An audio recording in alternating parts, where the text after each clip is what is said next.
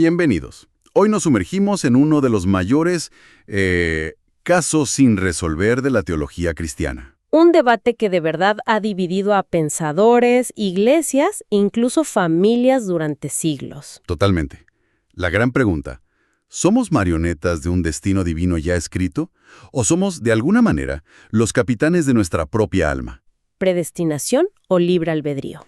Es que esa pregunta toca el corazón de cómo entendemos a Dios, a nosotros mismos y, claro, la salvación. Y para navegar estas aguas tan profundas, tenemos una guía muy particular. Fragmentos de la obra Escogidos en Cristo de Ernesto Trenchard. Sí, y no es un texto que simplemente repita los viejos argumentos. Ojo, intenta proponer una tercera vía, una pista que, según el autor, podría cambiar cómo vemos todo el panorama. Exacto. Y esa es nuestra misión hoy, desentrañar esa propuesta.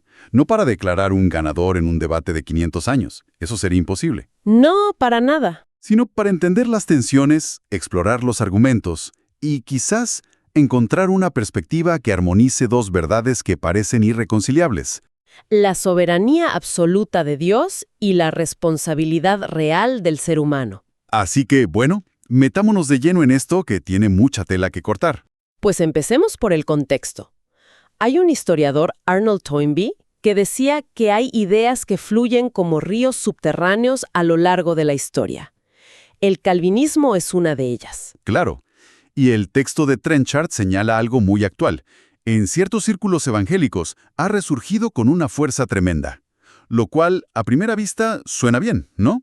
Se presenta como un antídoto contra lo que el autor llama la deplorable superficialidad de mucha predicación moderna. Un regreso a la sustancia, sí. A la teología robusta. Exactamente. El problema, como se describe aquí, no es ese anhelo de profundidad, sino el espíritu que a veces lo acompaña. ¿A qué te refieres? Se habla de un espíritu fuertemente sectario, donde esta teología no se presenta como una interpretación válida, sino como la única teología ortodoxa.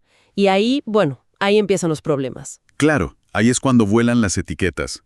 El texto menciona que se usan términos como arminiano o pelagiano, casi como insultos. Sí, y muchas veces sin tener una idea clara de lo que esas personas realmente enseñaron. Se crean bandos.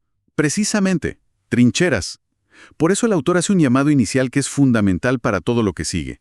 Un llamado a la humildad. Entiendo. A recordar que todos los grandes teólogos, incluido el propio Calvino, fueron intérpretes falibles de un texto que es el único, el inspirado, la Biblia. En el fondo, es un llamado a bajarle 2 rayitas al fanatismo de mi sistema teológico es perfecto y el tuyo es una herejía. Exacto. Se trata de volver a la fuente principal. Bueno, vayamos al epicentro del terremoto. La concepción de la voluntad de Dios. Aquí es donde todo comienza. Sin duda. La postura calvinista estricta, tal como se presenta, es de una lógica de acero. La voluntad de Dios es soberana, incontrastable y lo ordena absolutamente todo. Todo es todo, ¿no? Todo. No solo la órbita de los planetas, sino hasta los pensamientos más íntimos y las decisiones de cada persona. Para que no quede duda, se cita directamente a Calvino en sus institutos. A ver. Mantenemos que Él predestinó no solo el cielo y la tierra, sino también los consejos y las voluntades de los hombres. Wow, eso es absoluto. No deja ni un milímetro de espacio. Es la idea de un control total, de un guión cósmico escrito hasta el último detalle. Ajá. Pero si seguimos esa lógica hasta el final, ¿no terminamos con un problema gigantesco?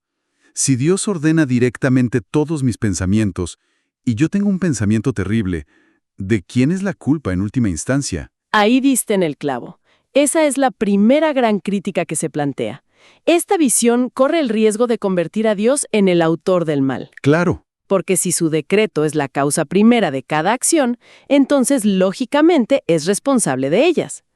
La segunda crítica es que transforma la soberanía. Que es un concepto bíblico. Sí, de autoridad y propósito en simple arbitrariedad. Un poder ejercido sin más razón que el querer. Entonces, ¿cuál es la alternativa que se propone? ¿Cómo se puede defender la soberanía de Dios sin caer en esos problemas?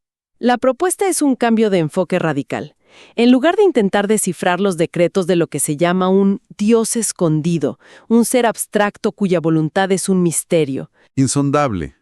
Eso, insondable, debemos enfocarnos en el Dios revelado y la máxima perfecta y completa revelación de quién es Dios y cómo es su voluntad es la persona de Jesucristo. Espera, eso es un giro de 180 grados. Es como decir, no intentes entender al CEO de una empresa leyendo solo el abstracto reporte anual de finanzas, sino... Mira cómo trata a sus empleados en el día a día. Exacto. Y cuando miramos el ministerio de Jesús, argumenta el texto, no vemos arbitrariedad, vemos una constante oferta de gracia. Ajá. Su pregunta no era, ¿tú has sido decretado para sanidad?, sino, ¿qué quieres que te haga? La respuesta de la gracia divina dependía de la fe de la persona. Ahí está el punto. La voluntad de Dios en acción no es un monólogo, es un diálogo. Eso cambia la perspectiva. Totalmente. Y esto se refuerza al analizar el lenguaje bíblico original. La idea que se sugiere es que la Biblia no habla tanto de decretos metafísicos como si fuera un código de programación. Rígido e inalterable. Exacto, habla más bien de un propósito y un consejo divinos, es decir, de un gran plan, un proyecto. Y ese proyecto siempre tiene un centro, Jesucristo, el plan de redención a través de Él. Siempre. Ok, si la voluntad de Dios no es un control remoto universal, sino un gran plan de rescate centrado en Cristo, eso tiene que cambiar radicalmente como vemos otro concepto clave, la gracia. Absolutamente. Y el texto usa una frase que te deja pensando. Dice que esta idea, la gracia de Dios, puede llegar a inspirar terror. Detente ahí. ¿Cómo es posible que la palabra más hermosa y esperanzadora del cristianismo pueda dar miedo? Inspira terror si la entiendes como la describe el calvinismo estricto. Una gracia irresistible que se aplica de manera selectiva y arbitraria. O sea, Una fuerza divina que cae sobre ciertos individuos elegidos, los doblega y los salva infaliblemente.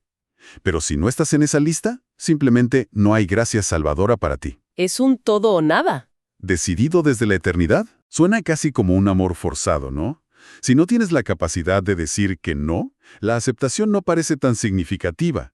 Y para los que quedan fuera, es el terror de saber que no importa lo que hagas, la puerta está cerrada. Esa es la tensión.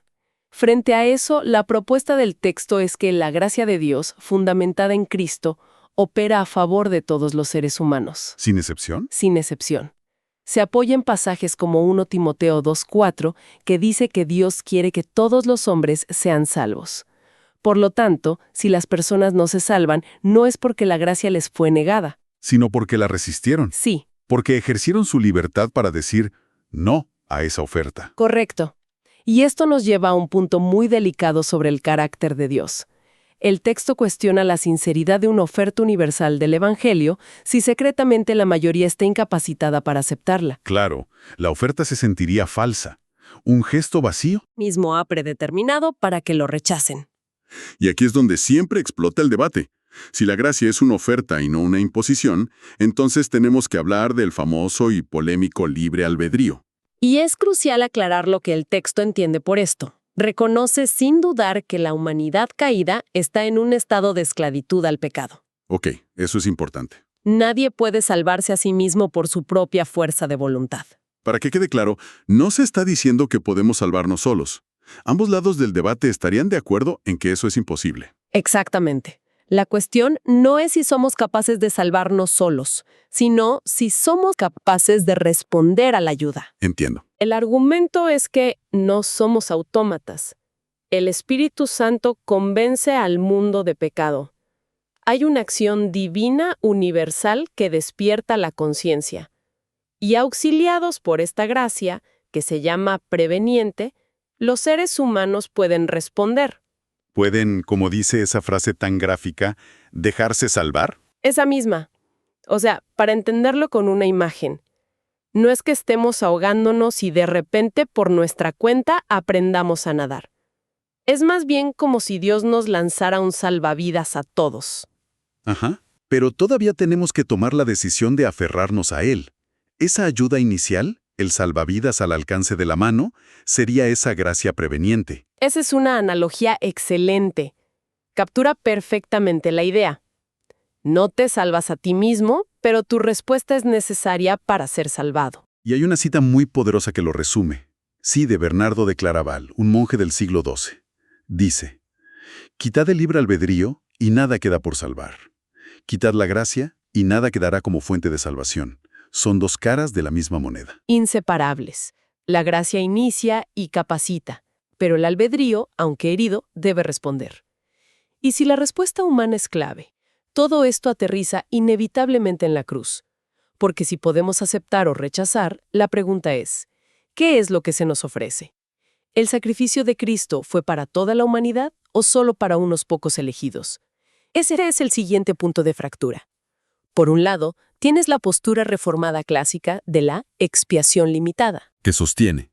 que Cristo murió única y eficazmente por los elegidos, aquellos predestinados para salvación.